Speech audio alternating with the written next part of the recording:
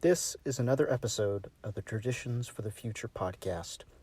You can find all posts written at juniusbrutus.substack.com. That is JUNIUSBRUTS.substack.com.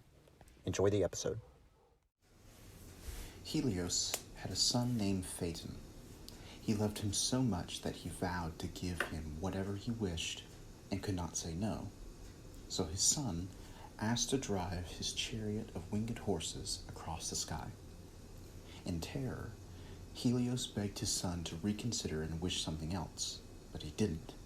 Helios, though unwilling, instructed his son not to fly too close to the sun and not too close to the earth.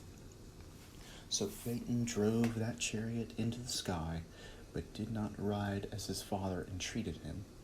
Consequently, the whole earth was lit ablaze by the speed of the winged horses. Heaven and earth were outraged.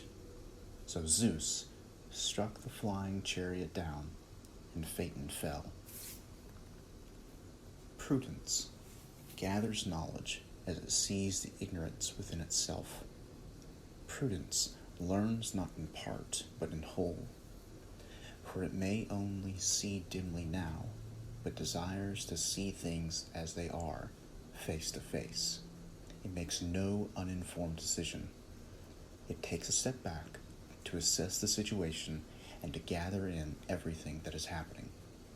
It learns what is lacking in its trade, which church to attend, the principles of personal finance, whom to marry.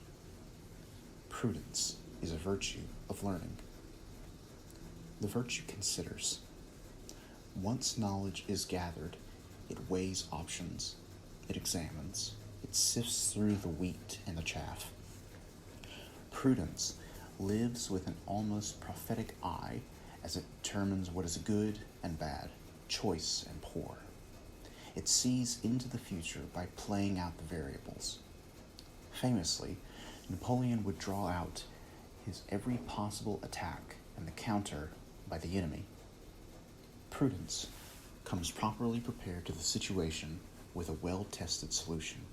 Quote, "He who gathers in summer is a prudent son, but he who sleeps in harvest is a son who brings shame." Close quote.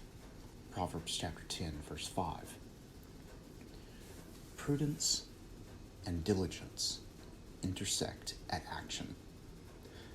One may be able to follow through in an action, but poorly prepared. Another may be properly prepared, but unable to carry out the plan.